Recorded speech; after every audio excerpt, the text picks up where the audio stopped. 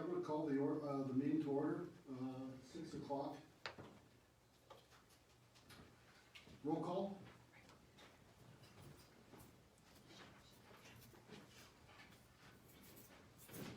Councilor Garcia, Here.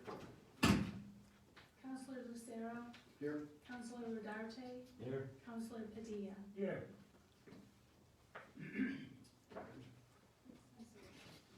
Look to pledge allegiance, please.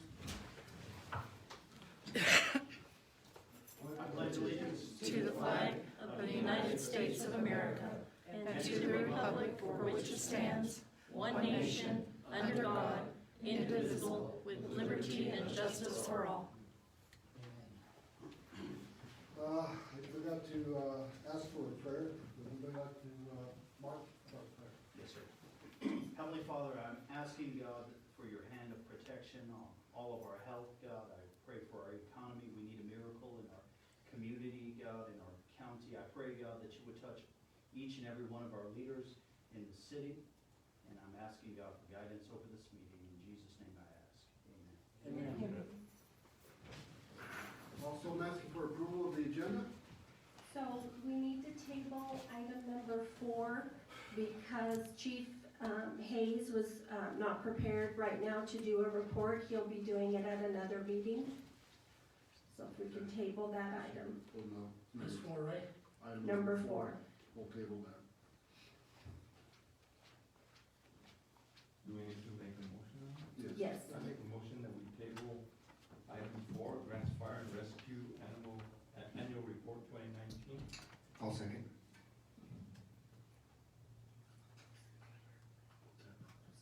All those in favor? Councilor Garcia? Aye. Councilor Rodarte? Aye. Councilor Padilla? Yes. Okay. Now you need to do a motion to approve your agenda. I make a motion, we approve the agenda as presented. I'll second it. All in favor, say aye. Councilor Rodarte? Aye. Councilor Padilla? Yes. Councilor Garcia? Yes.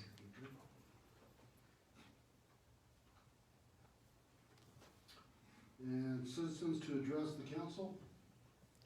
You have no comments tonight. No comments tonight? Okay. Let's see, first one on the agenda, approval of the liquor license application, 1154389 for a wine grower liquor license for Uranium City Winery. Uranium City Winery Treasures located at 829 West Santa Fe Avenue, Grants. So we have a couple here this evening to present their proposal to you or talk to you a little bit about their business. Would the Smiths like to come forward to the microphone? Tell us a little bit about your project. Good evening, council members. I don't know if you can hear me, I can't tell if I'm in the Yeah, mic or we can not. hear you. My name is Laura Smith, and this is my husband, Steve. We moved, I grew up in Grants, and my dad was in oil, and he moved away after I graduated. And 2 years ago, my husband and I were talking about doing a winery, and things just looked more productive here. I got my grandma's house back, so we were able to move here and not have a mortgage, so we sold our house in Texas. Last year, we purchased 829 West Santa Fe Avenue from the Martins, who had a resale shop. It's right next door to Loeffler's, for those of you wondering where that is. And so for the last year, as we were looking to get our permits from both the federal and the state governments, we went ahead and opened up as Uranium City Treasures to continue selling the resale stock that we purchased with our building. In May of last year, we received our federal approval and basic permit from the TTB for our wine permit. And then in mid-March, we received our preliminary approval from the state, which brings us here this evening. We plan on using and utilizing New Mexico fruit Right now we have, last year we received apples and apricots and cherries from San Mateo, San Fidel, and the local area who people had fruit that they were willing to either let us purchase or give to us because they didn't utilize that. So we'd like to utilize New Mexico fruit as much as possible.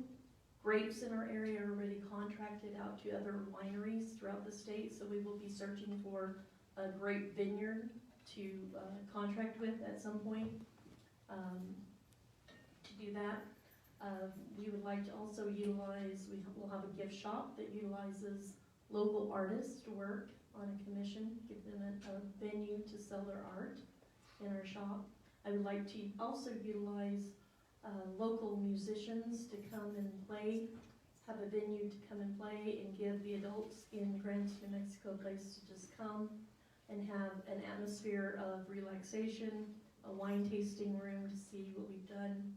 We have entered several amateur contests through Purdue University and placed every time we've entered. So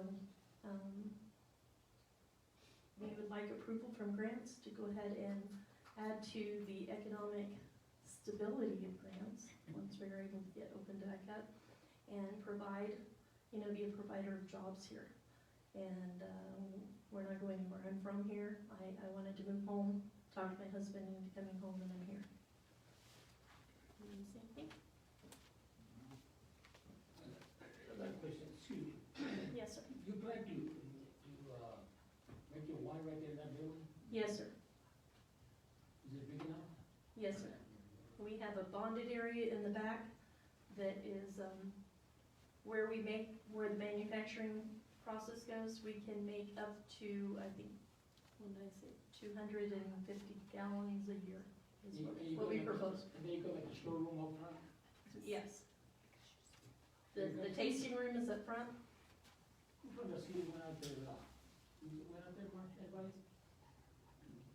No, I Oh, don't so are you going to, you're gonna be selling it there, correctly? Yes, sir. Correct? Are you gonna be, serving it like, sort of like a restaurant style, or just, you said wine tasting? It's gonna be a wine tasting room, just like any other winery. At some point, not right away, but at some point, I would like to go ahead and move towards an appetizer, food service, that that building will never be able to be a restaurant. But I'd like to move towards maybe a small appetizer route for food, but in the beginning, it'll just be a wine tasting room, gift shop, and wine production, manufacturing place. So- Excuse me, has the state already approved it? We got our preliminary approval on March 15th, Okay. or March 13th. So counselors, the city of Grants does not regulate alcohol sales, the state does. So they have received their approval through the state. What happens is it comes before a city so that residents can also place an objection if they see a problem with where alcohol is gonna be sold. I know at one point we had some individuals coming and objecting when Allsup's got a liquor license. So there's regulations that it has to be so far from a church or a school, a daycare. So it looks like they've met all the state requirements, and I don't see anybody here this evening in our audience that are here to object. This was posted in the newspaper so that the public could come forward and let us know if there's a problem with this happening in our community. So you'll be selling wholesale to other restaurants or whatnot around the state, or No. how's this working? No, it will be a retail environment, just here at, we will not be selling wholesale to restaurants. It'll be a wine tasting room, trying to get some traffic off 540, some tourist traffic for Route 66 into our community to spend money. It will also be available for any adult, age 21 and up, that wants to come and have a nice atmosphere to just kind of hang out, chill out, have a glass of wine if you want a glass of wine. Kind of like our breweries in town, but a winery instead. What kind of wine are you gonna be having? I'm just curious. We Is it have white, apple, red? apple, apricot, cherry, So it's mostly white wine. prickly pear. They will have a Merlot and a Cabernet. Oh. I thought it was a drinking man. That sounds good. I used to drink wine, I loved it, a little bit too much. So is this New Mexico wine, basically? Yes. California, okay. The Cabernet and the Merlots, they have to come from California, depending on what vineyards we can find. But everything else we have is New Mexico fruit. We had a vineyard in San Fidel here. Yes, sir. I don't know if you're aware of that. Yes, sir. We visited with the Trujillos, and all of his grapes are contracted to another winery in the state. He did say he would, once his contract was up, that he would be willing to work with us. Okay. Any other questions? Would you like to make an approval, motion for approval? For us, it's just a formality, right? Yes. I'll make a motion that we approve. Yeah. I'll second. All in favor, say aye. Aye. All right. Been approved. Thank you, guys, very much. Thank you. Look, You're welcome, good luck. Okay, discussion, action items here, public comment on our charter. Is it in compliance? Believe so. Number two, let's see, approval of regular city council minutes, 4/27. Any issues there? Yes. Move to approve the minutes for the city, council minutes. I'll make a motion that we approve the city council minutes for April 27th, 2020. I second. All in favor, say aye. Councilor Garcia? Yes. He's against it. Councilor Padilla? Yes. Councilor Duarte? Yes. Approval of the special city council minutes, 5/6. I'll make a motion we approve the special city council minutes for May the 6th of 2020. I second it. Councilor Garcia? Yes. Councilor Padilla? Yes. And Councilor Duarte? Yes.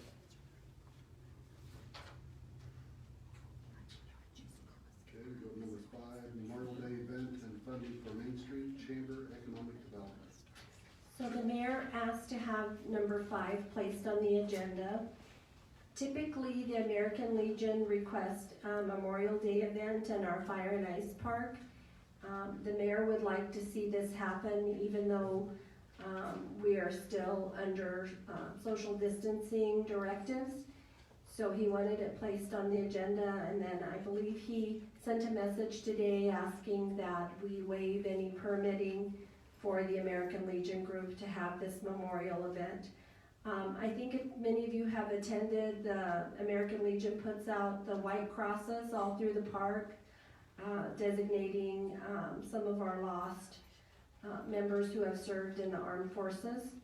And then sometimes they have guest speakers that talk and do a little ceremony. So he asked that to be on, and then he wanted you to look at funding for 3 organizations that he believes should be combined: the Main Street, the Chamber, and Economic Development. Main Street, all 3 of these organizations are entities of their own with their own board of directors. Main Street we fund at about $35,000 a year. The Economic Development we fund at about $44,000 a year. The Chamber gets about $130,000 through lodger's tax. So the lodger's tax board will be meeting later this week to do recommendations regarding what they will be giving out to the various nonprofits. The Chamber doesn't typically get an allocation out of our general funds. So he wanted you to think about those things. In your budget this evening, I budgeted economic development and Main Street at a 30% decrease, because that is what we're decreasing our departments, and so I thought that was only fair to any organizations that we fund to lower their amount by 30%. So that is in your current budget tonight. As far as combining the three, I've been making a recommendation for a couple of years to combine Main Street and the Chamber. That is not really up to us, though. They have their own board of directors. We do provide a lot, if not all of their funding, but we have no control over who they hire, if they want to combine. That is really up to those organizations. Have you met with them lately on this combination? I've met with a couple of board members periodically over the last 6 months because they've struggled. Main Street doesn't have a director right now, and so they've struggled. Part of the issue is that neither organization generate enough revenue to pay a very good salary, and so they have a hard time obtaining a director or keeping them. And then they also don't have enough revenue to pay for benefits or the resources to do that, and so many people are looking for a position with benefits. So those are some of the concerns. Why don't we back up a moment and let's talk about the Memorial Day event and what you might like to allow in that realm. Are we going to allow groups such as the American Legion to host an event in our park? This would be at the end of May, Memorial Day weekend, probably around the 24th. I believe they typically have it on Sunday before Memorial Day. What kind of attendance do they usually have, do you know? Yes, they typically have anywhere around about 100 people coming and going. People come to look at the crosses, and maybe about 100 people come and listen to the ceremony. They've had guest speakers such as the mayor, Harry Garcia, several former military individuals that have served in the armed forces are guest speakers. So I would say about 100 individuals show up down there. What did the mayor mean by waiving the permitting process? I don't believe there's a fee for the permitting, but they typically have to show that they have liability insurance. And I think the last couple of years they've gotten their liability insurance through Main Street. But Main Street doesn't have a director right now, and so I think that's what he's really wanting us to waive is the liability insurance. Would that put us in any kind of awkward position? Probably not too much, although I always look at what we're willing to do for one organization, are we willing to do for others? So if we waive liability fees for one, then down the road when another group wants to have an event in our park, typically outside organizers are responsible for carrying their own insurance because our staff aren't responsible for organizing, so we don't have control over whether there's safety precautions in place. So, if we're willing to do it for this group, then are we going to be willing to do it for other groups? The American Legion, the group that typically sponsors, they have a lounge and bar, and I'm going to guess they have to have liability insurance for that. So special events, typically you have to add on to whatever liability insurance you have, but it may cost, $200, $300 extra to have that.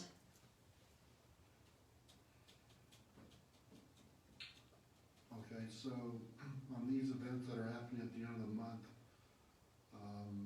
this is all based on the governor opening the city of Grants, correct? Right. I think the mayor is wanting us to sanction this prior to knowing if we're gonna have the restrictions lifted or not. Well, the Fire Night Park, that's considered just a park, right? People Yes. are allowed to go to parks without, unless they have large groups or something of that nature, right? That's not restricted, right? Right. Will this be considered a large group? If they have a ceremony, it would be. If they just put out the crosses and people could come and pay their respects as they chose to, I don't believe that would be a large gathering, but if they have a ceremony at 2 o'clock on Sunday, that could be above, the amount that the governor has regulated. Have we received any official, request from them about this? I don't believe so. This one? Yeah, the code enforcement has not alerted me that we've gotten any requests yet. But maybe they've approached the mayor, and maybe he knows that they're preparing to put in a request. Or does that leave us approving something that we, at this point, don't know if it's gonna happen or not? Right. You know, So- go ahead. So what, if they wanna put out the crosses, I mean, they do this for years and years and years to put the crosses out, but as far as social distancing between a large gathering, you said typically they might have something on Sunday? So in years past, permitting of the parks has never been something that comes to city council. That is something that our staff through code enforcement approve. And currently, they have not been approving any gatherings for weddings or, gatherings of birthday parties, anything that might congregate more than 5 people based on the governor's directives. So why has it come to us then? Cause if they wanna gather, they're saying that we approved the gathering, but, I'm not too sure that maybe we wanted to do that, maybe allowing at least to put out the crosses to show respect for our armed men and women who serve us, but as far as gathering, the large gathering, I would say, it's a discussion that if it's good or bad, I don't know. The crosses I approve, I'll willing to go help out you. Crosses out the night before, Yeah, 2, 3 guys from a VFW and stuff like that, and if we wanna allow the public to come and on their own terms to walk in there, but as long as having a gathering on Sunday, I would probably say it's probably not the best time. It's not no disrespect to our men and women who served for us and lost their lives in combat or whatnot, but maybe not the best time. Right. You think of social distancing, but we don't know, but Sunday you can have a band and all that kind of stuff, But she still hasn't lifted anything yet to say that we have, we're still in the red zone where, McKinley's pretty hot and we're not hot, but we're getting a lot of, a few more cases. And people are still coming into grants from those areas, so. I don't know, the large gathering, I agree with you, it's something that, I don't think we need to approve and push, but, if we can approve, the crosses and people coming in on Saturday, I think that'd be, I think that'd be in our best interest to do that. Are we going to be having another council meeting before the event?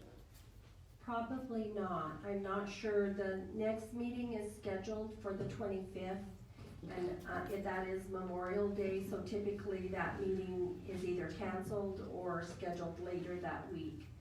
So we were gonna ask the mayor tonight, what date, if he wanted to cancel or have it later the week of the 25th, but we won't have one before Memorial Day. So it'll be after the fact then? Yes, so if the council agrees, our staff, should the restrictions be lifted and something different be indicated from our state government, then our staff will allow the permitting as normal. And we can accommodate, like you said, go ahead, I don't see a problem either with the crosses being instilled, but, we can make arrangements if at the last minute, in a week or so, some restrictions have changed, we can allow for the event to occur as normal. So I think we could leave it up to you guys to make that determination. Donald? City Manager, Mayor, Council, from what I understand, they set the crosses up on Friday, so it could be just more of a walkthrough, the way Eric was mentioning. And of course, you could honor the social distancing and that, and they're usually up all the way till Monday. So, I mean, a ceremony was a big thing on Sunday, but I think just the crosses alone is a good visual in respect to those that have fallen.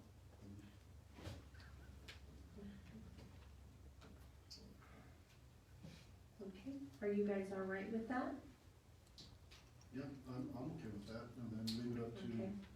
you all to, once the restrictions have been lifted, to make those changes. Okay. And then what's your feelings on the mayor, wanting to combine Chamber, Main Street, and Economic Development? I got a question concerning that. What kind of, communication do we have then? Because you said we're the ones that pretty much fund it all, right? So do we get any kind of, reporting from them concerning their budgetary process? You said they have their own boards, but are they accountable to the city in any way? They are, typically, they come before the city and report. The chamber comes before the lodgers board, and they have to report on their events and their activities. The lodgers board is created by an ordinance that they help allocate those taxes that we receive from the hotels. So the lodgers board really oversees that on behalf of the city, and they do reports to them. Main Street has a service contract with the city typically, and so we have a scope of work inside their contract that they're supposed to meet certain criteria in order to be paid for the funding we've allocated. Now, this cut that you have in the budget, okay, you said, what, 30%? Yes.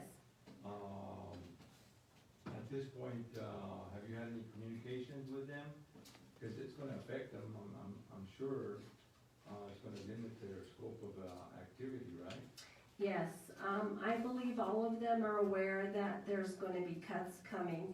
We haven't indicated how much, but, and with our own staff, we've not seen a shortfall in funding, except we have in lodgers, but our other gross receipts, we've not seen a shortfall yet, but we're guesstimating it might be around 30%. So yes, we've communicated, I believe, all of the nonprofits are aware that the city's gonna be facing some difficult financial times, and that will impact their budgets as well. Well, I like the idea of combining both Main Street and economic development. I think it would be a more streamlined, operation rather than two separate boards. I would entertain that. I think that we should let them know that cuts are coming through and they're gonna have to face it. And have one director. one director for both. The city director or how do you know? That's something that we could discuss, I suppose. Yeah, if we keep the funding to ourselves, then we could decide how that funding's gonna be doled out, or if we'd hire somebody, but in reality, there's separate organizations that, they can decide they're gonna do fundraising or seek funding through other avenues. May I make a comment in regards to Grants Main Street? There is the National Main Street that oversees the state Main Street, and our Main Street is part of that national organization. They have rules and regulations that the Main Street has to follow. And all of the things that Main Street does, it probably could not be done by the chamber. That's just my observation, having been with them for many years. So it probably would mean, in just my unprofessional opinion, it would mean the end of Main Street. And Main Street has developed all of the things that have made our city more amenable. For example, these pavilions out here at the park, that's all Main Street's doing from the very beginning. many of the things that have happened all along Santa Fe Avenue have been as a result of Main Street. And so we're looking at a quality of life that would be gone, that input into what the future could hold for grants, provided there's funding. And we'd love to see more funding. If we had a sponsor that would take Main Street under its wing and help fund some of these things, but the board and the volunteers do it without any remuneration at all. They just give their time. When there's an event, they're out there 2 and 3 and 4 days, whatever it may take to make the event happen. That is not typical of the chamber. So I think that they don't have the same goals. And that's just my opinion. Thank you for letting me interrupt your discussion. The Main Street hasn't had a director in a long time. So what have they done? Nothing. Well, we've got a board that is still You got the functioning. board, but you ain't got a director, they're not doing nothing. Well, they've got a They chamber. got that lady that got hired one day and they quit that night. There had been someone that they put in place temporarily, and then the coronavirus came along, he's an No, that was elderly before person. the coronavirus. We hired that Jones lady, and she quit a day later.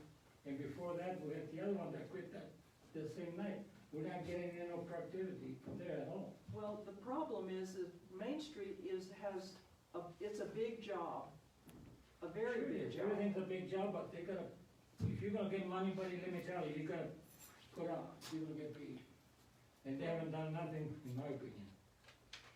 But you enjoy the amenities that Main Street has brought to you. Actually, Barbara, I'm gonna chirp in there. I wrote the grant for those pavilions on behalf of Main Street.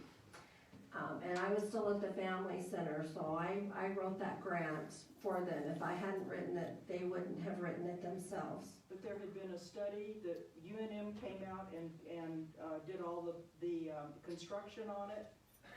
That's still what Main Street has been doing for the community. Thank you for letting me interject.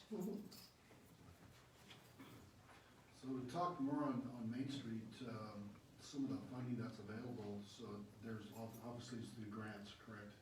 Yes. So without a director, and I know you don't want to put your time into helping out Main Street, but that's the main goal, right? Is to get a director that's gonna be able to write these grants to enhance our community, right? So is the chamber the right source for that, to combine those two? Is there someone in the chamber that has these abilities to help along with grant writing and resourcing some of these funds? I'm not sure currently that there is, but I can see the rationale for combining at least those two together. Was there talk too about the economic development, combining it? The mayor mentioned that, he recommended that, that we combine, that all three be combined, All three? yeah. Because now, we were giving the economic development $64,000 a bit. And we cut it back to 44, they're at 44. So you take 30 out of that 44, 30% is gonna be less. And I brought it up to the economic development here about 6 months ago, about a truck stop here in the east side of town. And they told me, let's let them all apply, we can't do it there. But this is 2020, guys, I work in construction, many years, you know that, Fred? And we got equipment now, buddy, that cut that multiply like butter. But we don't need to cut it, we got utilities out there, we got sewer, water, electricity, you know? And they're trying to get something for Pruitt. You know, that doesn't help me at all here in town. Do they get any funding from Milan or Oka? Yes, so the economic development gets funding from the county, I believe 20,000, from Milan, 44,000. 44 from Milan? Yes, and 44,000 from us, and then, Homestake has given the economic development money, probably anywhere from 5,000 to 20,000. I believe US Bank has given them 5,000 typically each year. So the economic development has a board of directors that consist of many key agencies that get together monthly to talk about economic development in our community. So we can't take, I mean, we could use the money and hire our own person and do economic growth or development in our community. We cannot take over the actual Economic Development Foundation. It's a nonprofit organization, and they have a board of directors that oversee. We can choose not to fund them, and we would no longer be a member of that foundation. Your friend, Robert Castillo, is the chairman. Macquarie. Yes. Mhm. Now, can we hold them accountable for anything because of the funding that we provide for them? Yes, we can. What kind of accountability do they Well, have? we have contracts with all of them on what we expect them to do on our behalf. And so, our contract with the economic development is the same as the village has and the county. That they're to advocate for growth and development, new businesses coming to town. Typically, the foundation focuses a lot on larger corporations, manufacturing, trying to attend the various trade shows across the country to advocate for groups to bring their industry to grants. They have one staff member, Eileen Yarbrough is the director, and she works on behalf of the economic board. Since I'm basically new here, what have we seen as far as concrete progress from the economic development? Have we seen any concrete progress that we can measure or? Not really, and I think that's been the concern. And I don't wanna say it's for lack of trying. I see where, the board and the staff have worked to try to bring industry. It's really a tough market out there, but I believe, like Fred believes, that we could do even more. I always believe that. We can always get better at what we do, for sure. I agree with that. I think grants, I've always had the idea, since Grant sits on the I-40 corridor, that it would be very beneficial for many companies. Yeah, I know I spoke to the owner of McDonald's when they redid the McDonald's. I was on the council back then, and he told me straight out, Fred, 80% of my business comes off that freeway. He says, if I had to depend on grants, I'd have to close it down. And I would venture to say, that's why Walmart stays alive, is off that freeway. And we have everybody that travels from east to west has to go through here. And that's a great market to tap into, I should say. Right. I would like to see more done, to tell you the truth. Yeah, I think we all would, yeah, for sure. So, can you hear me? So economic development, like you said, they haven't done a lot of anything or so much that we can really put a scale on this last few years. Same thing with the chamber and Main Street, right? The problem is that we have a board between all of them. Is any of the people on the boards, do they sit on another board, say chamber sits on economic or economic sits on chambers, so they can see what everyone is working or doing? Does it? Yes, there is some overlap Is there? between the boards. The reason I ask is, it's hard, I give Eileen Yarbrough a pat on the back. She's only one person. It's very hard to bring something into the community where it's gonna be beneficial for our residents here, and I understand that. We all want more. I just don't know where, where to go from here, cause you know, we pay money to them, the city pays money, this is our taxpayers' money, and then we're paying it out to economic development, we're not seeing anything, but you know, there's might be good reason, I mean, people just might not wanna come to grants, but you look down the road just 45 minutes away and you have Las Lunas. I mean, what do they have that we're not providing, that we can provide? You know, we're a great community here, we have great people, we have great land. So I would say I'm not too sure on the combination, if that's gonna help or where we go from this, because I mean, that's one of our biggest things, that's one big thing that everyone asks me, hey, we need economic development here, we need jobs here. And it's hard, you know, we understand, we do need the jobs here, but I'm stuck on this one. Yeah, how do you combine three entities like that? I mean, you already have one director, so would you propose one director to take all three entities on as under her umbrella? That's what the mayor's proposing. I personally could see combining two. I could see that happening very easily That's Main Street and the Chamber. in chamber. Who's the chamber president right now? Is it Tom Whalen? I believe Tom Whalen is the chamber president. Till June. And the chamber is responsible for, of course, the mining museum, and what else do they do? The mining museum has a separate board, they're both housed together and they share staff. So the chamber is really responsible for serving our businesses in our community and providing resources and, to them, to the businesses. And part of what they've done is some community events, they've done the 4th of July parade, they've done the Chili Fiesta or Fall Fiesta. They've sponsored those two events over the years.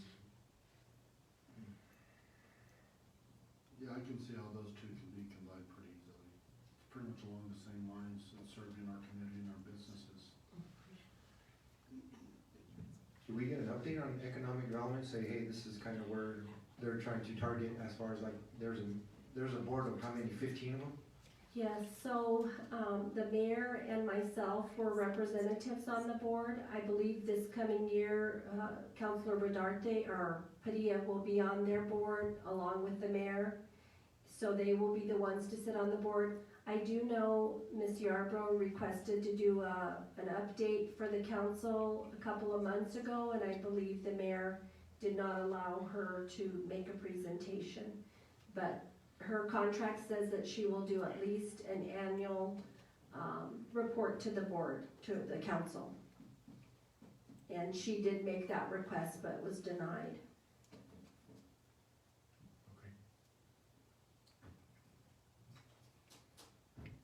So is it deciding, where are you kind of deciding? So do you want the staff to explore these ideas with those boards? Possibly meet with some of the board or all of their board and just kind of talk about, you know, what could we do different? How can we enhance, because resources are gonna be thin, they're all gonna get funding cuts, and maybe we could sit with each board or a team from each board and talk about, and maybe some of the council, and maybe brainstorm a few ideas in the next few weeks. You know the best thing to do, Laura? Is get these main streets and chambers, come over here. Or like you said, meet with them, but I'd like to see them over here, tell us what their ideas are. That's me, you know, I don't know about you guys. So we could develop a working committee, I think we'd need to do that soon, since it's budget time, and, see if there's something we could do to combine resources and be more effective. Sure. So I can work on facilitating that on your behalf. Okay. So in other words, what we're talking about, putting that particular portion of item 5, tabling it for now, is that what you're talking about? Yes. Pending, you know, putting Yes. We do have funding in the budget for, Main Street and economic development. Whether we do something different with that, or whether we support those organizations, it'll be there. And so we can, in the next few weeks, try to do a working committee to meet with those groups and try to come up with some kind of solution. Yeah, let's go that route. That sounds good.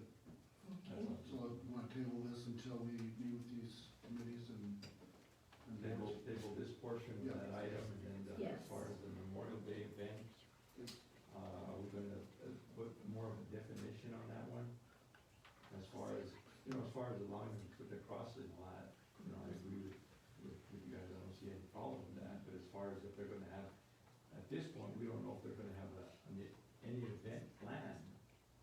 But until we know what precisely they're doing, you guys usually handle that event and give the provisions that. We do, that's typically a staff, approval process, Yeah, I so, think we should put it in your hands, I don't think that.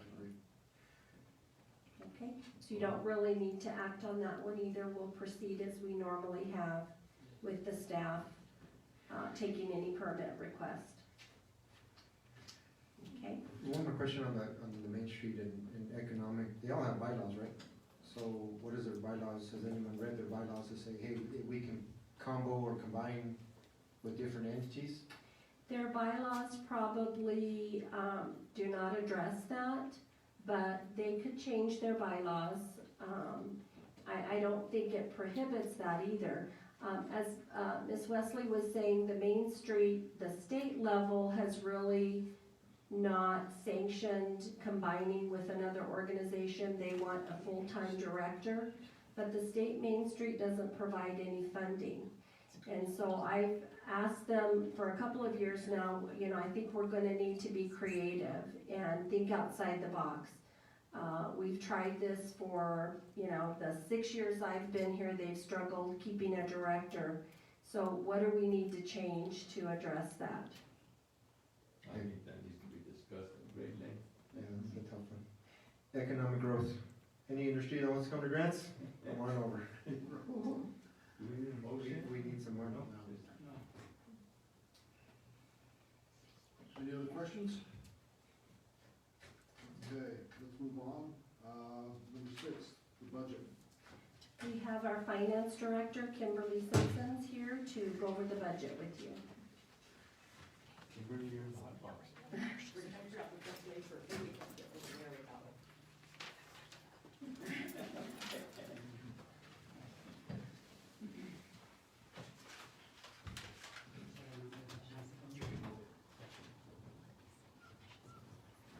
Okay, good evening.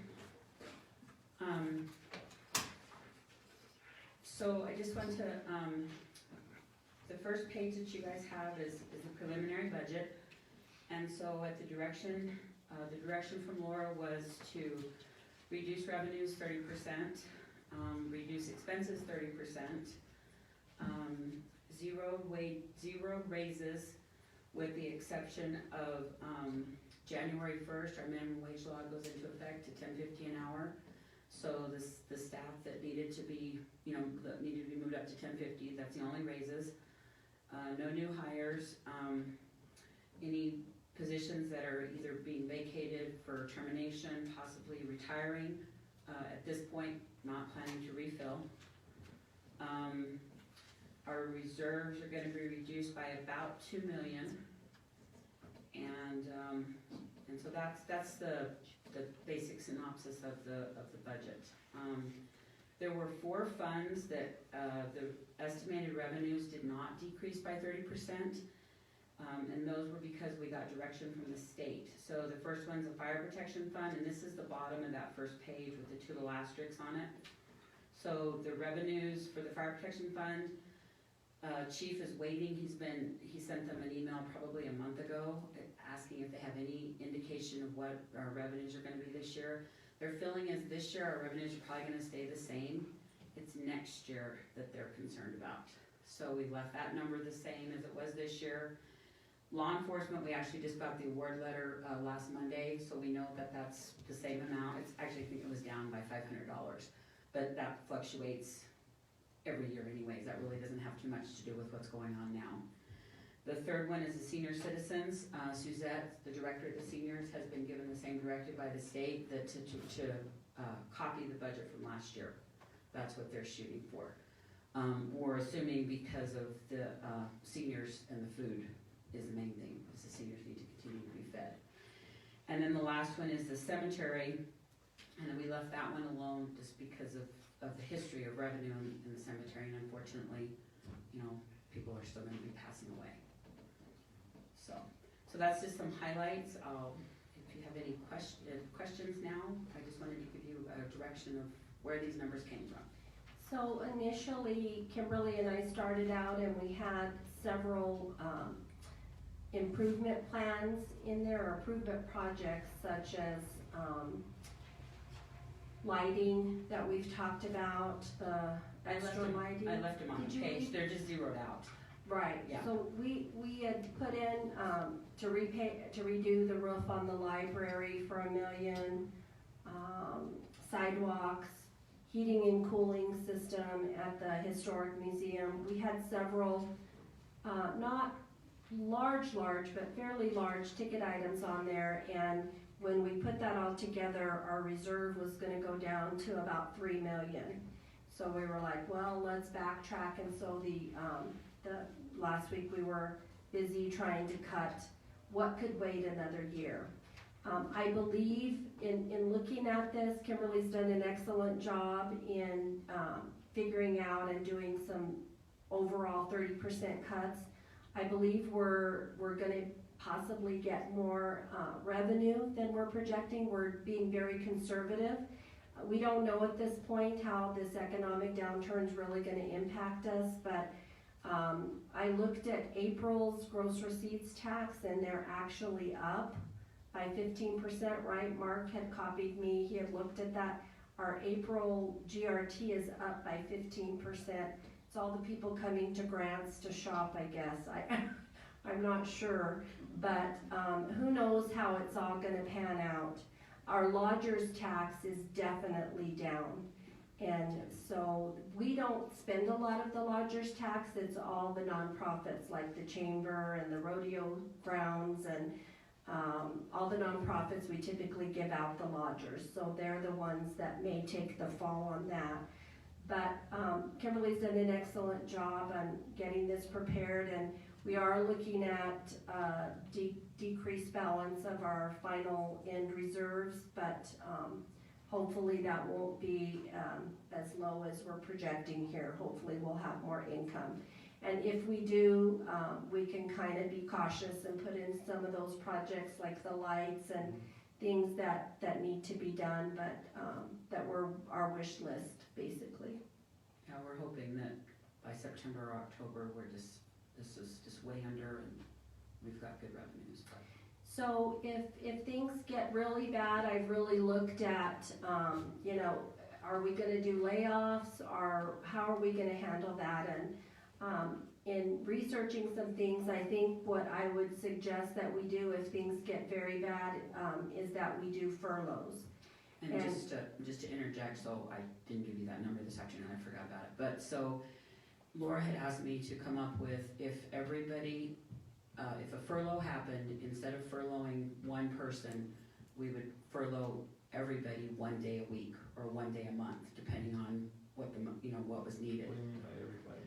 The whole staff. So for instance, Just here in the city, or the whole city, the city employees. does Just that include the police department, fire department?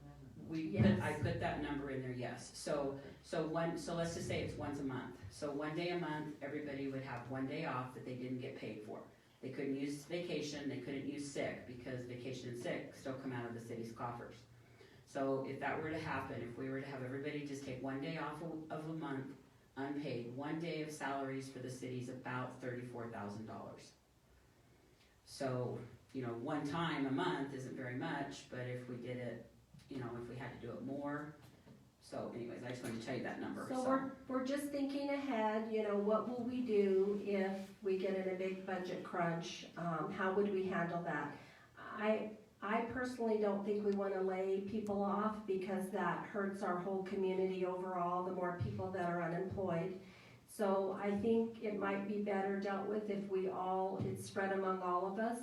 And so the budget crunch hits every one of us in a small way throughout the year. I know, I heard Santa Fe, the city of Santa Fe is already implementing furloughs. They're in enough of a budget crunch. So I'm just kind of thinking ahead of what we would do. We've had a few people that are retiring or that have quit in the last few weeks. We are not replacing those positions. So we're trying to deal with any budget crisis by not replacing positions that are opening up right now so that we're not laying people off.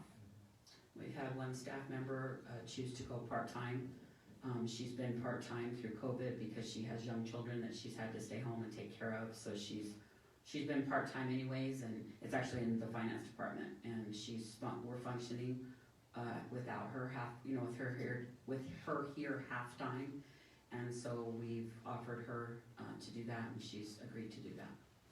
So, Commend her for that. yes.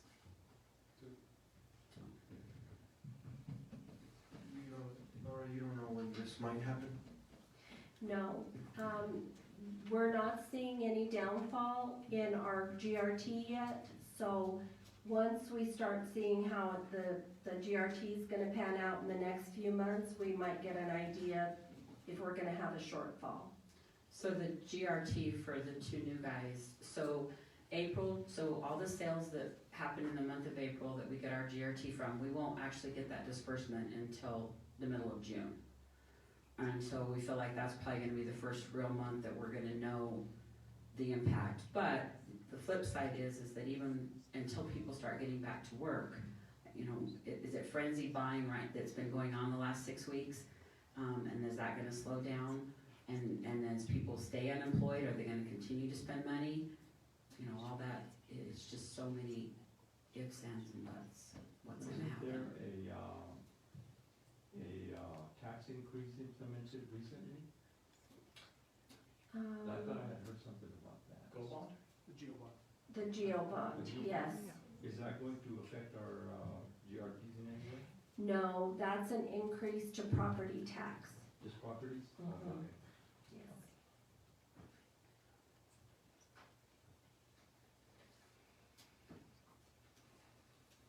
Any other questions?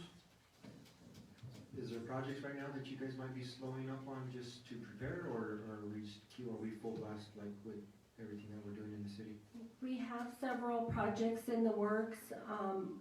The big project is First Street, where we have about $1 million match. We're a little bit nervous that the state may cut the First Street funding. We're hearing rumors that the money we got allocated for the rodeo grounds is probably gonna be cut, the capital outlay.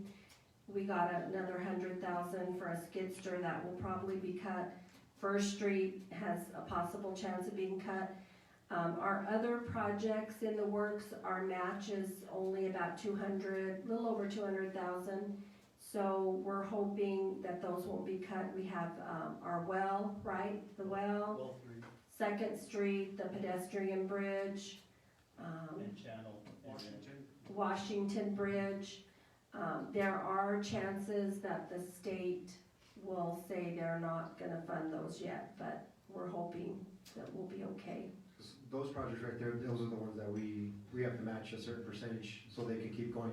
If the state decides to cut those, then obviously we'll cut them ourselves, but I guess the public knows is, you know, people do ask, hey, you know, we have furloughs, but we're still doing all these projects, but you gotta understand that we're still doing these projects because we're still getting state money that we have to match. So we have to continue with this stuff, so to let the public know that if they do go on, it's because it's not all the money's coming from the city, it's state matched.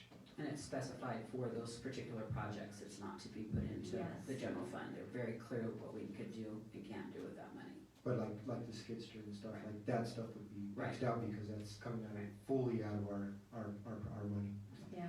Donald? The the DOT funding agreements and the Water Trust Board, if that's what you're referencing, those agreements are gone through a whole other process, so those funds won't be pulled.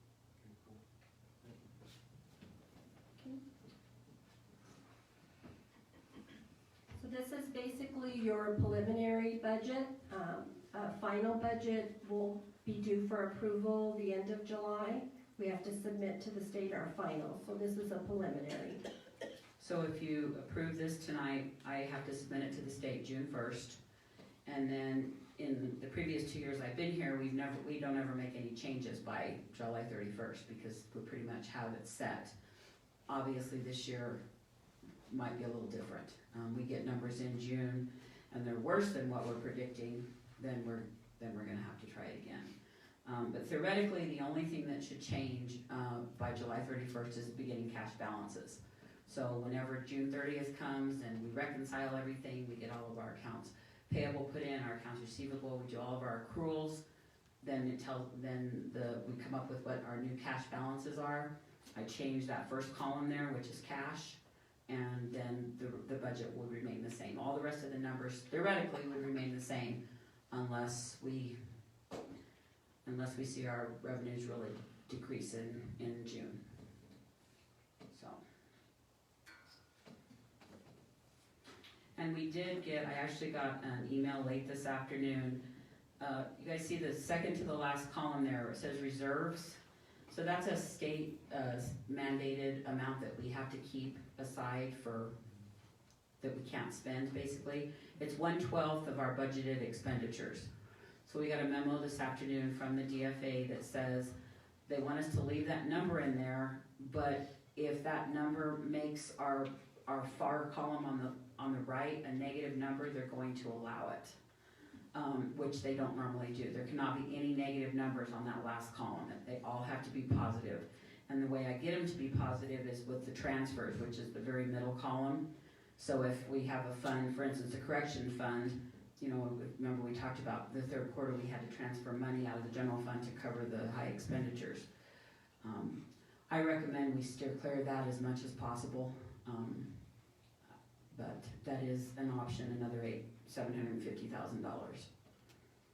So we're still allowed to keep that in there as of right now? Yes, and it's not that we can't keep it, it's just that if that number makes us go into the negative, they're going to allow it, whereas in the past, they wouldn't accept that from us. So.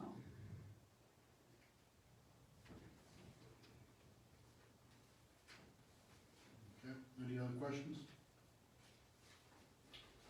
So we need to move to approve this resolution, 2016-77 preliminary budget for fiscal year 2020 to 2021.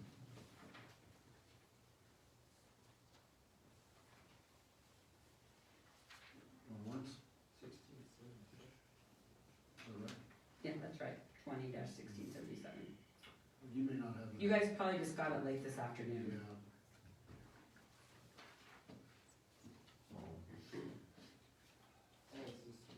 Yeah. Yes. Yes. I'll make a motion that we approve resolution number 20-1677.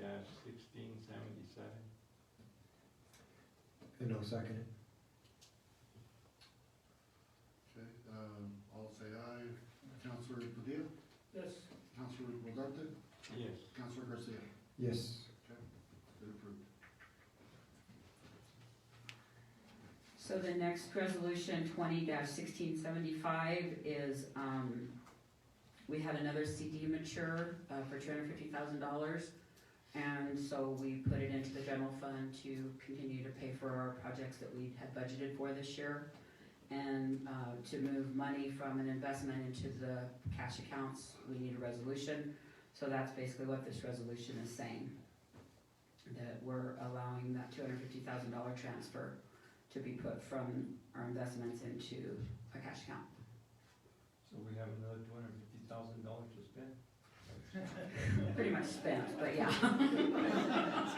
It's pretty much spent. So it's already spent? It's already spent, yes, yes. Any other comments or questions? How often do these CDs mature? Do you get one or two a year? Well, when I first started, they were, the previous finance director was doing them just like every 3 months. And so after I'd been here for a while and we realized that we were just constantly turning them over, I asked Laura if we could extend them out a little bit, because if we extend them out, we get a higher yield on them. So I put them into like 6, 9, 12, 18, and 24 months. So they're pretty spaced out. Excuse me, guys. They're getting too hot. All this money you guys are spending.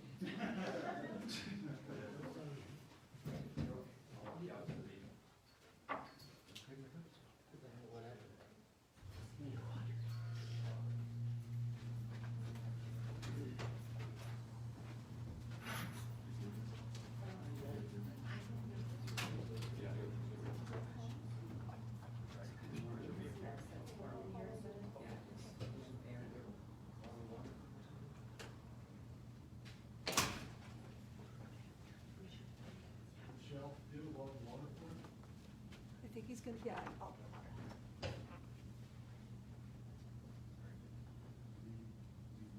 says, hey, can you drive? Mark. Mark take care of them. So anyway, so that we have it spaced out like that, and then so we have about, we had 1.2 million in CDs, and now it's down with this transfer, it's down to 750,000. And then we have another, just over 4 million in the LGIP fund, which is the state investment fund. And so they invest the money, they don't pick and choose what to do with it. They do that part, they take our money and they invest it. Whereas the CDs, I just reinvest it with the Wells Fargo, our Wells Fargo broker that we have. No fees on the Wells Fargo stuff at all. It's a very, very tiny fee that we have with LGIP, but they're experts at what they're doing too, so. So that's about our investment. So that second column on the budget sheet says we have 7.3 million in investments. So that's dropped 750,000 with these last 3 transfers that we've had. I'm probably gonna have to do another transfer in June to finish the projects off that we have budgeted for this year. So. Anything else? Brett? No, sir. No, sir. Move to approve the resolution 2016-75, transfer of matured CDs from Wells Fargo to general operating, $250,000. I make a motion that we pass resolution 20-1675 to move mature CD funds to general fund of 250,000. I'll second. Okay, all in favor, Councilor Ugarte? Yes. Councilor Garcia? Yes. And I approve. Thank you.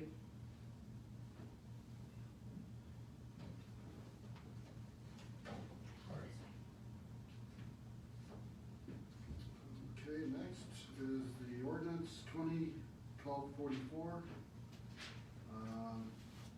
CWSRF 029, loan increase of 400K. You're on. Thank you. I was gonna say, in February, I came before you guys, but you guys weren't here, so. It's a lot better looking now, right? No comment.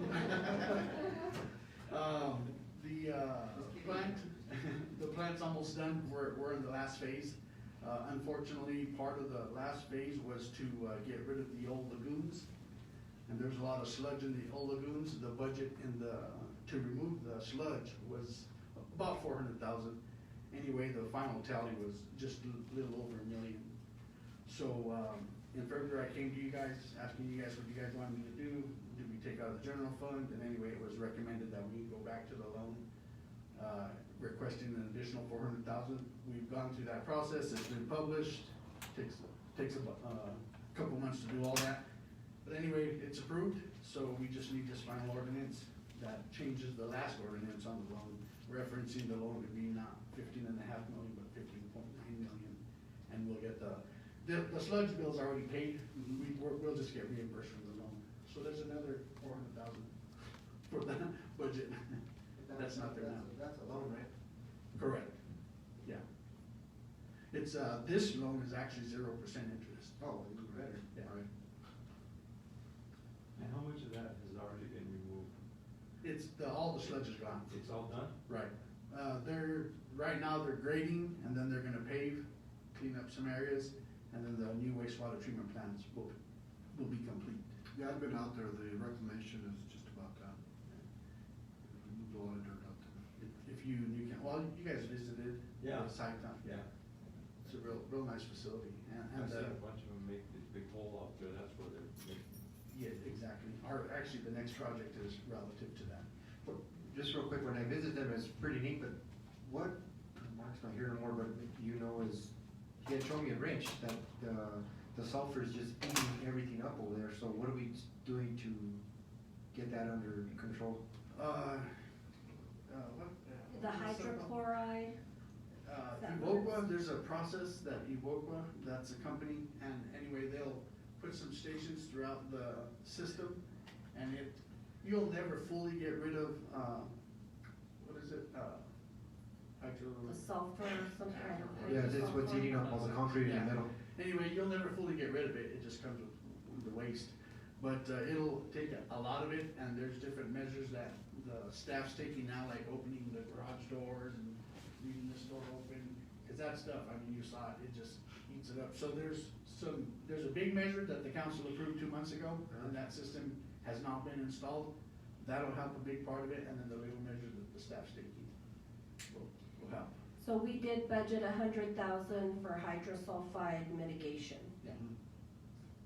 to take care of that. When is that gonna happen, you know? With this whole Corona thing, it would have been this month, but Phoenix kind of being delayed a little bit, yeah, just because, I mean, there's already a lot of government red tape, and then you add this, and it's, so much more so. But it's in the process. Just asking for you guys' approval of this ordinance. Okay, And why couldn't we take it out of the general fund rather than increasing the loan? Well, we could have, but because of the loan was zero interest, the council in February chose to go back to the loan and up the loan, Okay, so. that's all, I just want to understand. The plant is a $15.5 million plant. No, with the lowest round years. 20 years, and the payments don't start till a year after completion. And Laura's already got it in the budget, or will.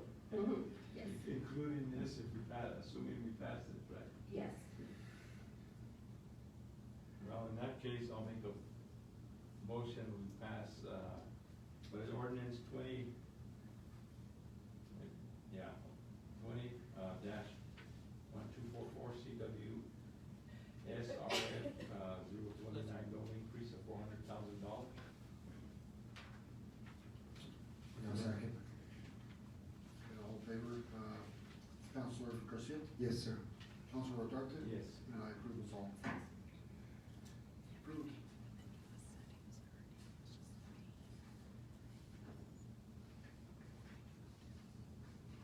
Okay, the next one is the pond lining project, recommended for construction. Yeah, so this is the emergency pond, say the wastewater treatment plant goes flop, and we need to send the wastewater somewhere. We have a pond that's ready to go. It was one of our 18 ponds on the golf course, but now it's gonna be. What's that in relation to? It's toward the back, toward the plant, it's the last pond closest to the plant. That wasn't the one that just dug out J9 or something? This is Pond J. This is Pond J, this is what they dug in, and you guys wanna line it in case you do have an overflow. Correct, exactly. And this is also a clean water state revolving fund. Thankfully, in this project, the costs that we've received are actually under the loan amount. So, anyway, we received, what was it, 5 bids? I think it was 5. 5 submittals? Yeah, 5 submittals, and Smithco is the contractor who completed, or is completing the wastewater treatment plant now. They were the low bidder for $602,171.91 with a bid alternative of $565,841.91. That alternative involves the soil in the pond currently. We don't know if that soil is suffice to put back, so there's an alternative to bring new dirt in. That's what the bid alternative is. Okay. So anyway, we're requesting your approval to And this does come out of the Clean Water Revolving Fund 077, of which we've already been utilizing with engineering and planning. And this, I think the loan is $1,059,000, and with these costs, we're still below about 75,000 of the loan amount. So we'll be able to cover construction management and the construction of the pond for the loan amount, well, under the loan amount. And this loan's at 0% also? This loan actually, I guess it depends when you apply. At the time, the wastewater treatment plant was needed so bad, they gave us 0%. This one's at 2%. Now, this is a bid alternative, is that contingent upon them when they go in there and actually do the project, they won't find out until then? We've actually done our own testing on the dirt, and it appears that we could use that soil.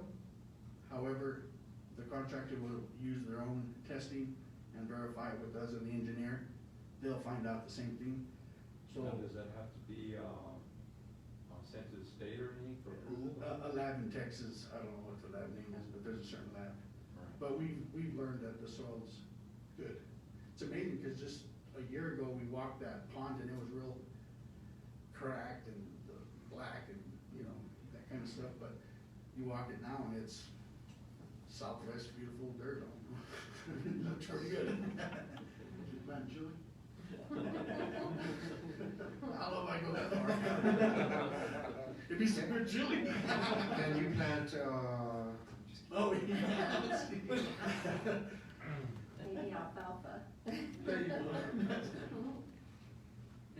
but this whole, so between the 600,000 and the 565, if they use their dirt, or our dirt, it'll go down to 565? Correct. And we're paying the whole amount of this pond lining, it's not, nothing else is coming out of any kind of, No, this is a clean water revolving state fund, yes.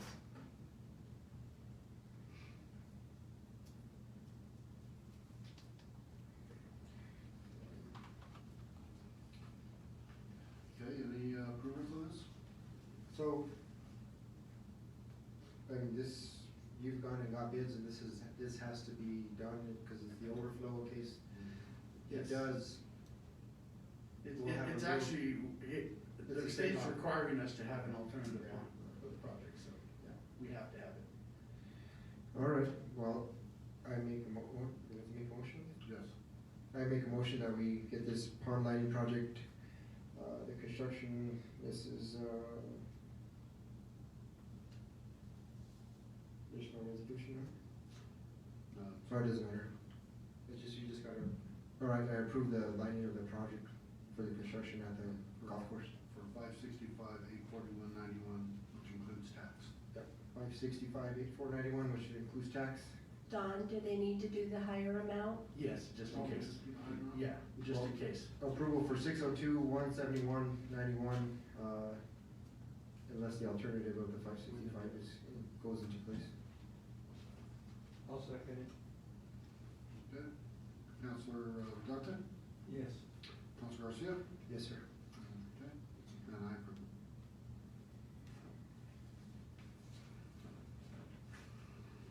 Are you still on, Don, with the Second Street? Yeah, the next three items, Mario from Wilson and Company's here to present. In addition, he'll give you an update on several of the projects, the timing, and these funding agreements. I mean, you know, it's not like everyone's doing big projects nowadays, but it's, the city's investment in these projects is like a 25% match, so it just makes sense to move forward. Yeah.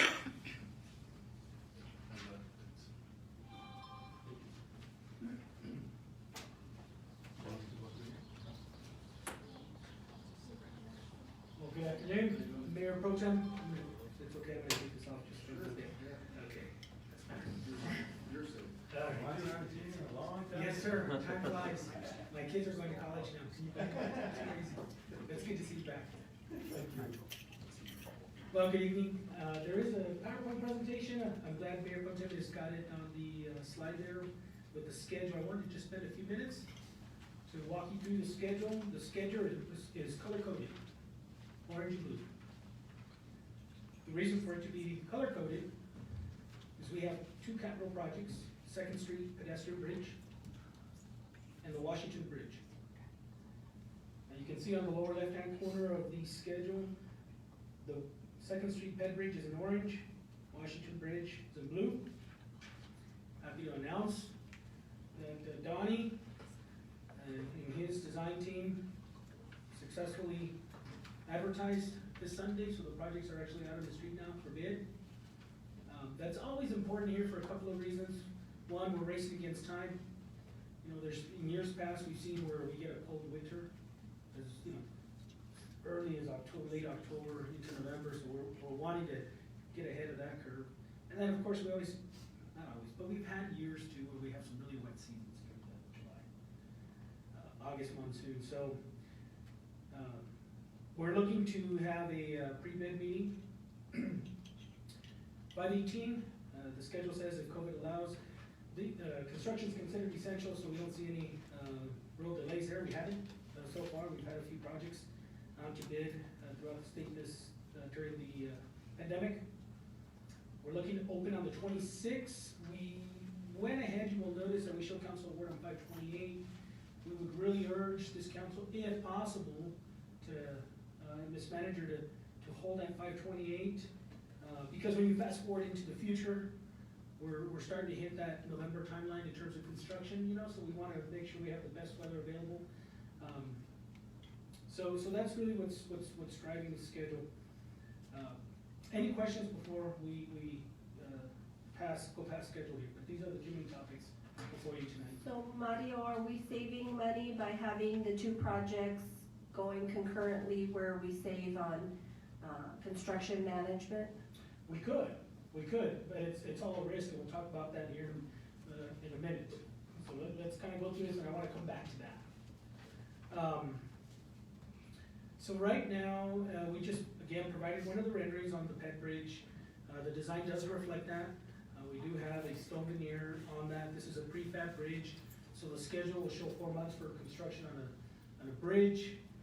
A lot of that is really driven by the lead time for the prefab structure. We come in, we stabilize the foundation, build the abutments. Meanwhile, the bridge is being prefab, being shipped in.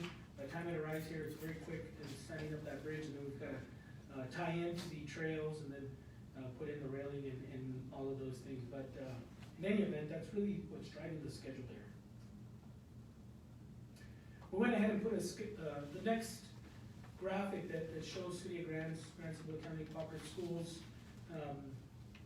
You know, when Mr. Jaramillo came back to the city to work as special projects coordinator, and we had one of the staff members that's not here anymore, they were really about collaboration, and so as well as with the manager support, we were able to engage the school district, and that's really what's building the Ped Bridge. You all should just be aware that it's combined cooperative funding between the city and the school district. You're working together through an MOU.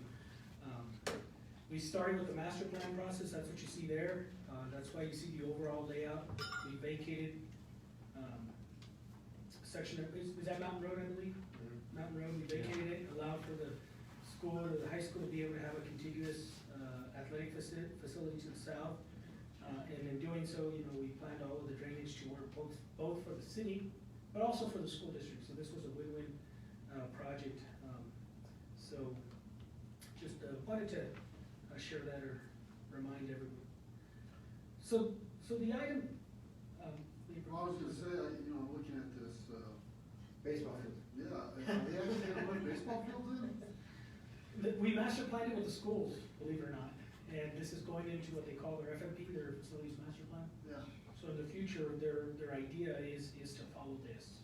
Wow. This was driven by the school That would district. be awesome. I mean, we have a nice field, but that'd be cool to be all Yeah, one. they really fixed up, okay, Nice. that's pretty cool. All right. So the first item on the agenda, item 10, is the second Ped Bridge. That is being funded by NMDOT, LGRF cooperative funding. Total funding combined between the city and the school districts is $291,790. The project, as I pointed out, is out to bid. I have a typo there, I say 5 months, it's 4 months. I'm gonna correct that and resend it to you. The Ped Bridge is 4 months, and the Washington roadway job is 5 months. I apologize for that. So now, back to the manager's original question. So by doing this, do we have economies of scale? So you have both in construction and construction management. I do want to point out, when we get to the next item, Washington, that is a full-time observer on site as well as field engineering support. The Ped Bridge, we made it part-time. There's a lot of reasons for making it part-time. One, we're gonna have another senior observer here on site full-time anyway, that if we needed to provide more oversight, he could come over and assist with that. The second reason is we have some lead time with the Ped Bridge coming over, so it doesn't warrant a full-time observer out there, if that makes sense. So the task order that you see for the Ped Bridge, number of hours is scaled back for that reason, on a part-time basis. I'm gonna go through a presentation. Item 5 really reflects back to, in your PowerPoint, to item 11. You can act on those separately, but just for sake of continuity. The Washington, well, let me pause. Item 10, Second Street Bridge. Donald pointed out that that's DOT money, that's true, right? Joint cooperating between the schools and the city. That's a 75% grant, 25% match. Item 11, that's under new funding. That's a new funding that was passed last year under House Bill 694. That's a 95% grant, 5% match of the 1.5 million. So 95% of the 1.5 million is state funding. And that project is 5 months in duration.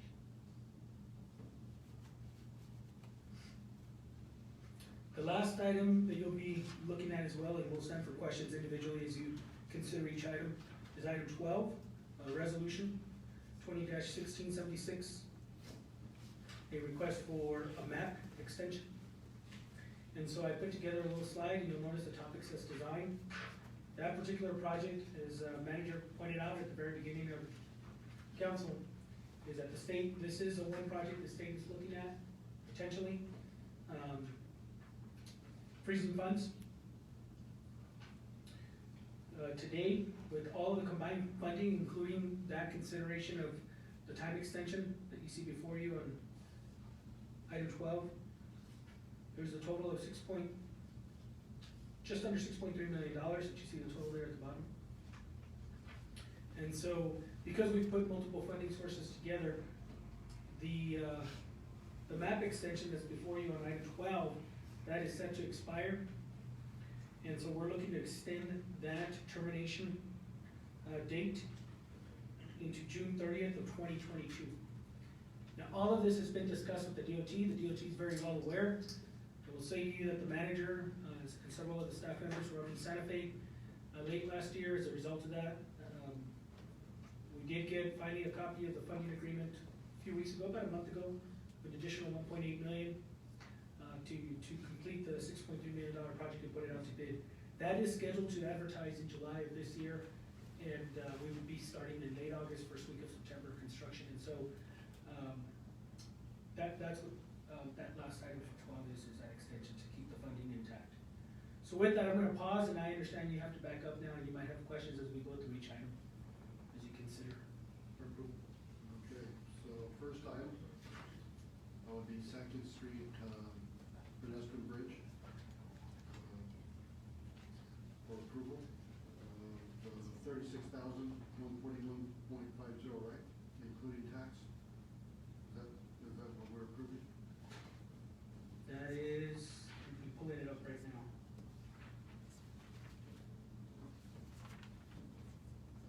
That is without tax. Without tax? Without tax. Oh, excluding, okay.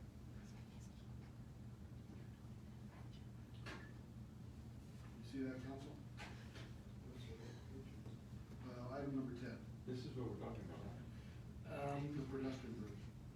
Yes, the task order, Councilor. Yeah, Rodriguez. but Yeah, that is what we're talking about, yes, sir. is it gonna include that water there?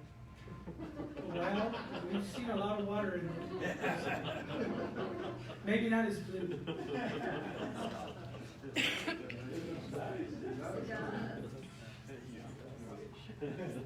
How much does water cost? And now this is an architect's rendition of what is the proposed vision, I guess you could call it, of what it's gonna look like? That is correct, Councilor Rolante. There is we're gonna be coming also in May, with the next phase of the Second Street channel that you see there lined for, getting that package and put out to bid. Just this week, the New Mexico Finance Water Trust Board approved 1.2 million to commence the concrete channel. So we've incrementally been phasing in the projects through there. So I imagine the schools are very happy about this, Yes, and we would hope the community is too. Everything was intentional, including the trail that's on Second Street, not only to be a connection to the school, but to really be an amenity for the community. looks real nice. And this is gonna kinda match the one that's over there at the cemetery, right? Exactly. Yes, Mhm. yes, yeah, and the design, I mean, I've seen the drawings, it's reflecting that. It's reflecting that. I mean, yeah. Eric, any questions? Make a motion for approval. I'll make a motion that we approve the Second Street pedestrian bridge, letting and bidding, pre-con and construction management in the amount of, $36,141.50 excluding New Mexico gross receipt tax. No, second. All in favor, Councilor Olarte? Yes. Councilor Garcia? Yes, sir. And I approve as well. That's approved. Thank you. Thank you. Next item for approval would be the Washington Avenue Bridge, that bidding pre-con and CM for the amount of $149,297.34 excluding tax. Any questions? Can you pinpoint for me where this is exactly, where exactly this is at? So if you're familiar with the construction that's going on now in Washington, or excuse me, Jefferson. Up on Jefferson. Yes, sir, where Washington goes along, Washington and Jefferson parallel, as you're heading east, and then it will go in front of, Future Foundations and intersect. And then the Grants Arroyo is coming in, we're replacing that bridge, and then the approach of the roadway on either side, which is what we call Washington Road. There, it's Jefferson, Washington, it becomes one road. So we're replacing the bridge that's existing there now, taking that out, and we're gonna, Oh, a whole new bridge there? it's a whole new bridge. Yeah, really, at this point, once we get that one done, God willing, we also have funding that the commission will act next month, the state. We'll be able to build the grade control on Roosevelt, and we're hoping, we're gonna do our best to try to get funding in the next 2 years to do Roosevelt. And hopefully in the next couple of years, come to this council and let's start widening the channel, because that's always been kind of the goal, is let's replace all the structures, and then let's make the channel what the size it needs to be, and start removing the floodplain. Yeah, it'll be a whole new structure there. So that's in addition to what's already being done there, right? Correct. This is a separate project. It's a separate project. Right. And we do- That bridge is only gonna cost $149,000? No, that's construction management. The project is out to bid right now. Our estimate is 1.2 million right now. 1.25 million, más o menos. So we'll be right under the 1.5 million for everything when we're done. What kind of construction is it? Is it culverts or are you building the whole concrete block? CBC structures, it's a CBC structure with railing. By definition, when we hear the word bridge, is the federal government, Federal Highway Administration, anything longer than 20 foot in span is defined as a bridge. And those structures, they actually go on a federal inventory on the National Bridge Inspection Program, and they assign a structure number to it, a bridge number. And by federal law, those structures are inspected every 2 years as soon as they're built. That's why they're called bridges, because they're more than 20 foot. Is this similar to the one that was done on Nimitz? Remember that one? Yeah, no, because unfortunately, it was gonna cost us a little more. It's the foundation treatments, when we have a little more funding, we try to go to a nice span bridge and maybe do something that, because like Nimitz, if you look at the upstream and downstream, deck, the fascia, we have some stamped concrete to kind of create some texture. I don't know if many people notice it unless you're on the trails. I have to show you, Counselor. So we like to do that, right, if we can add a little art. Unfortunately, this one, because we didn't have enough money to budget the foundation treatments, the soils are just so bad, we have to go really, really deep, or we have to really over excavate and plate it with rock to get a solid foundation, and that unfortunately drives up costs. So in more economical approach is to use the box culverts because it helps to distribute the loads with basically a shallow foundation. Any other questions? Is the Jefferson project gonna be complete before you start this? It's, let me go back to the schedule. Jefferson project will be done at the end of July, and it's gonna be close. Let me check. So this So- is going to begin right away, or? Yeah, so there's gonna be some overlap, Councilor Garcia. Yeah, I'm just looking at it. Notice to proceed is June 8th, is what we're anticipating. Then by contract, the contractor has 10 days. And then he's gotta be inside. So essentially, you're gonna have a contractor, maybe not a whole lot of construction, cause he's gonna be mobilizing, staging, doing all of that the week of June. My guess is they'll start really hitting the ground running right after the 4th of July, right? Yeah. But there is gonna be a little bit of overlap. About, you know, that people are gonna have to go all the way around. Well, that whole area is gonna be closed, right? No, the bridge will be closed. but Yeah, Jefferson and yeah. I Washington- mean, if it's a concern, we can delay it. I would recommend absolutely not delaying more than 3 weeks maximum start. And the reason is, I'm looking at the schedule, that gets us into mid-December, and we really need to get done before Christmas. No, I agree. Yeah. Well, the thing, well, what I'm talking about is, you know, like, Councilman Eric said, the moment the construction is begun, that section right there is totally closed to the public for passage, right? It is. Yeah, everything gets torn up, and so, we're looking at what, 4 months around there, is that what you're looking at? 5 months total 5 months? construction. 4 months? And Wednesday, they'll start paving on Jefferson, on the southern street. So Chris Pereira, our construction management operations manager here. Do you know how long before they start the paving on, is that, will they be done this week? If they Yeah, start Wednesday? they'll start and finish Wednesday, for the most part, I believe, unless something happens, and they may have to push into Thursday, but the south side will be finished paving this week. So we'll get with the contractor, report to council, and be prepared to come back in at the end of the month if we hold the 28th, to give you an update on construction at Jefferson, because the overall project is not so much being driven by the road. They're gonna be done there sooner. What's driving it is that we have some junction boxes and a couple of sewer crossings, that there's some lead time to that's driving the schedule out. But well, one of them is in the roadway, so let us report to you at the end of the month, a better date on that, and hopefully we won't have that kind of. Right, it's just, you know, you're on one side that you have to, take into consideration the public, you know, that they go all the way around, but on the flip side of it, then you get delayed going into November, which then weather hits, then it hits December, so, I don't know. Well, I remember when you guys It's did better. Nimitz, you know, it would just shut off, everybody was always happy. Everybody eventually, you know, got used to it. Got used to it, sure, Yeah. yeah. Excuse me, we've been consulting with the schools and the residents around there. I mean, everyone realizes, you know, it's gonna be a pain for the time. Yeah, I mean, it's. But, I mean, everyone's pretty much all in favor of moving forward. We were hoping to start it early summer, that way we could do the majority of it in the summer, but that obviously didn't happen, so. But the school's aware, and the residents, we've been keeping them abreast.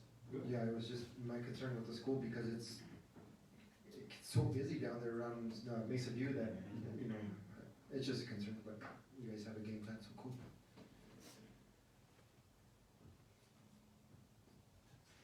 Anything else? Okay, make a motion for approval on the Washington Avenue Bridge for $149,297.34 excluding tax. Yeah, I'll make a motion that we accept Washington Avenue Bridge levy bid pre-construction for $149,297.34, excluding New Mexico grocery tax. And I'll second it. Councilor Garcia? Yes, sir. Councilor Duarte? Yes. Approved. Thank you. Thank you. And item 12 for approval. Resolution 2016-76, Mexico DOT funding extension request. Any questions on this? Can you brief us on this, Laura? So Don, basically, we're extending the deadline for this project from June of this year. June to June of '22, Yeah, just to make sure that we get it all completed before the project expires. correct. This agreement is one of 5 different agreements that we have, 2 being the large capital outlay ones that are at risk. But say they continue to go through, we still need to have the other agreements in line, and this is putting one of the other agreements to where we have more time. Because it'll expire at the end of next month, so we don't want that to happen. Correct. And it's for First Street Phase 2. Correct. Yes. Thank you. And First Street Phase 2 is what? What are they doing? Going from Washington to Roosevelt, it's completing the entire project, Council Garcia. It's the final stretch, so it's full reconstruction of all 3 lanes, curb and gutter, sidewalk, drive paths, storm drainage, Lights. lighting conduits and infrastructure. Down here, Miami, did we have the actual lighting as well in there? Additive alternate for As the an light. additive alternate, that's right. What about water? We're going LED. No, water, yes. LED. Good. Yes, LED. And what we're seeing now too in the last, again, because of these last 2 months, drastic drop in prices in construction. One recent project, I would say as much as 30 to 35% of what you would normally expect, so. Hopefully nothing changes and we can get this out to bid in July and the money doesn't get frozen. We might actually be in much better shape. We actually saw that with Pond J. The 3 of the bids were about 20% under the engineer's estimate. The 2 others were higher, but I mean, we hadn't seen that. All of the projects Right. are coming in 20-30% higher, and so. Is that due to fuel cost or? No, what we're seeing is, it's becoming a lot more competitive with the contractors. They're seeing that, well, one, we're seeing projects that started before the pandemic and contractors have been having a difficult time getting their team out there to work. People have been calling in, they've had to go and hire other people. And so it's really the labor pool that, at least from our experience, that's making it competitive. Not enough people out there wanting to work, so to speak. Which is good for us, huh? Yeah. It could be. Yeah, just a few months back, we were begging for more money because the bids were so high, so, yeah.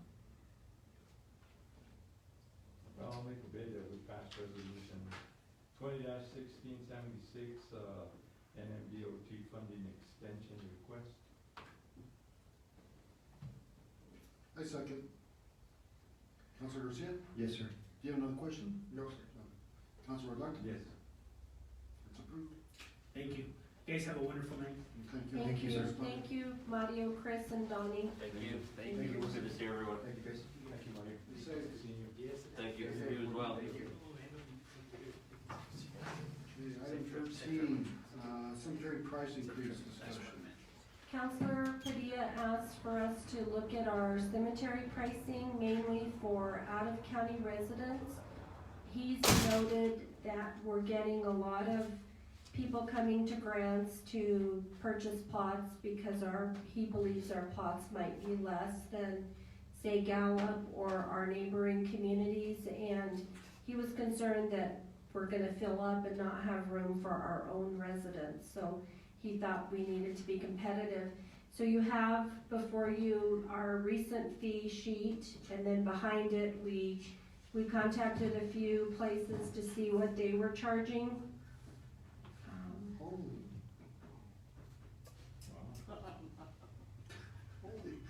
Yeah, we're behind the times, huh?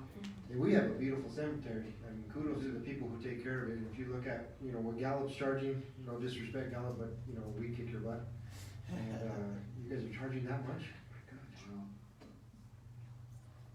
Yeah, so I don't know if you guys wanna act on this or think about it and wait till Councilor Padilla's here so that he can discuss it with you a little bit.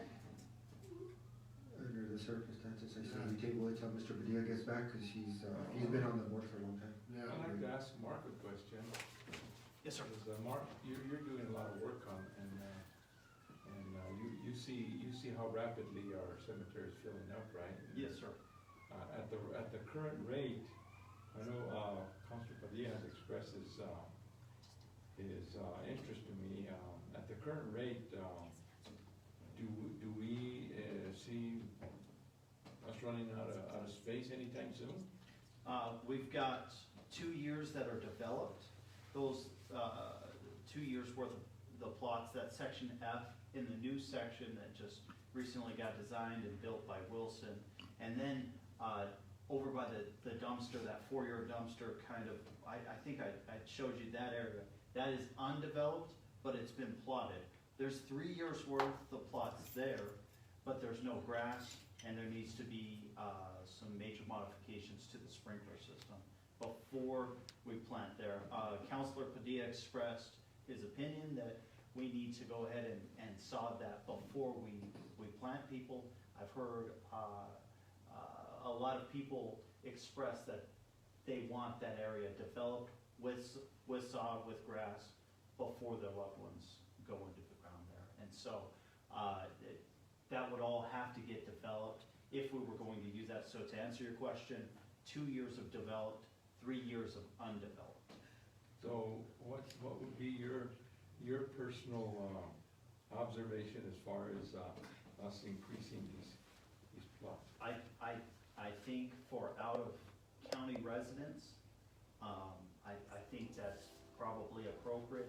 We've got one of the best looking cemeteries, and part of the problem with that is there's a lot of water that goes into it, there's a lot of maintenance and a lot of work. The Jacobs Parks guys, there's 6 of them, 4 full-time, 2 part-time. They do a great job every Wednesday. They drop everything and they clean that place top to bottom. Still not exactly where we want, but you could drive any direction. We do well. So I've had some good compliments on our cemetery. all things considered, for what they're getting, yeah, fantastic price. Probably too good. So did Councilor Padilla have a recommendation? He didn't mention a recommendation. So currently, Gallup is charging $22.59.99 per plot, right? Yes. And that's where we're getting an increase, right, Gina, from Gallup? Gallup through Pruitt areas, we're getting more people. Cause they don't wanna pay that 2,200 in Gallup, so they're coming over here, right? Right. If you had to pay 22 there or 22 here, what would you rather be better? It don't matter in there. It's a trick question. My family No, might say otherwise. we currently charge 2,500. Oh, that's what we're charging, Mm-hmm. and we're still seeing an increase? Yes. Really? We just raised that back, October of 19. I'm not sure if that amount was raised, but I know we raised some of our fees in October. Cause it's pretty. So what are we talking about? Cause it's already higher. I mean, we're already charging higher than Gallup's. Yeah, are we talking going higher than that 25? Is that what we're talking about? That would be Councilor Padilla's recommendation. Yes. What's, we got 5 years. Anybody thought of where we're going next? No. 5 years, Yes. something like that. We do? Yes, so the plan set, did I not make you a copy? I apologize, Yeah, Counselor. I got it. Oh, that's right. Yeah, I got it. So at my office, I have a plan set, and I'd like to go over that with any counselor that wants to. Is that still where the dumpsters are, where I met you that one day? Yes. All that's to get developed, right? That's correct. So That's not the 5-year plan though, right? that's three years worth is by that dumpster. Yes, sir. Okay, 3 years, but not the whole inside that fence line. Yes, So so, it is just 3 years? no. So it'll take 30 years to fill up all the way around the dumpster Oh, okay. and to the fence line. Oh, okay. I thought you just had 5 years and No, now I no. said, man, quit dying, everybody. No, Anytime. right. So if we stay at this rate, 100 burials a year, 30 years. Okay, that's what I'm thinking. So do you wanna make a recommendation of an amount that we could raise the out of county? I would think at this point, you know, because Fred Padilla has been on the cemetery board for 30 years, I think. And he knows a lot about that cemetery. I remember I was on the council before he would address it. I think that we would, I would personally like to see what kind of recommendations he makes. Sure. So it's approved to table this for Fred for next meeting. Yes, I Okay. agree. Sounds good. We need to make a motion on that? Well, do we, Gina, to table? Probably, I think so. Yes. okay, yes. I think we should table item number 12 I second. 13. 13, or 13, sorry. Counselor Duterte? Yes, sir. Counselor? Yes, sir. Yes, sir. It's tabled. Okay. Any comments? Questions? Eric? No, sir. Thank you. I made a suggestion to Laura the other day concerning something that, it's not a big deal, but it could be a positive thing for our community. I was talking to Laura the other day and I told her, is there any way that we can, and I'm sure you guys are probably aware, you know, we have a Chevron and a Shell in Milan, a Phillips 66 over here, another Phillips 66, another Shell over there, and then we have several along stations. Well, normally, our gas stations here in Grants are usually, I would say around 30 cents higher than Albuquerque. At least, yeah. At least. Mhm. You know, the other day, I was talking to somebody and they said they went to Costco and they paid $1.12 a gallon. And that same day, it was $1.90 over here. That's quite a jump.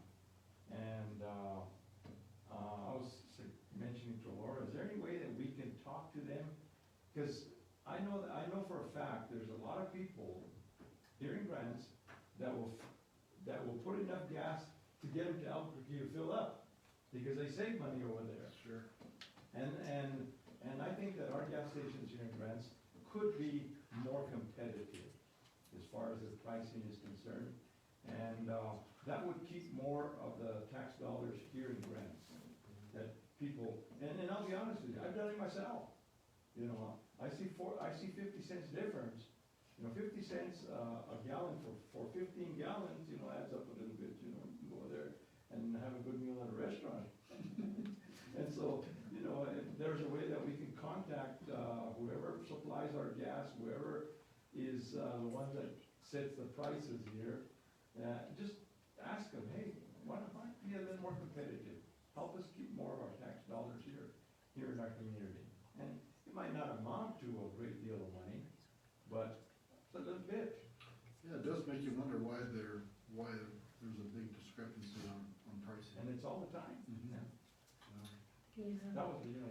I think that's something very doable that our administrative staff can work on, finding out who the contacts are and then making those recommendations and encouragement, because probably the individuals who set the prices are not local. They're, you know, higher up in the big corporation, and they may not realize how we could increase our consumption here by lowering those prices. Mhm. I would be more apt myself personally, if the gas is lower here, I'll fill up here rather than go down first. Right. Yeah, I mean, it's something that you can work on that, because you start advertising that with people on the highway, they'll start talking here, and hopefully they buy something else. Exactly. So, it doesn't hurt to ask, I guess. Right. That's the only comment I have. Eric, you got anything? No, sir, I do. Laura? I do not. All right, I make a motion to adjourn this meeting. Everybody say aye. I second.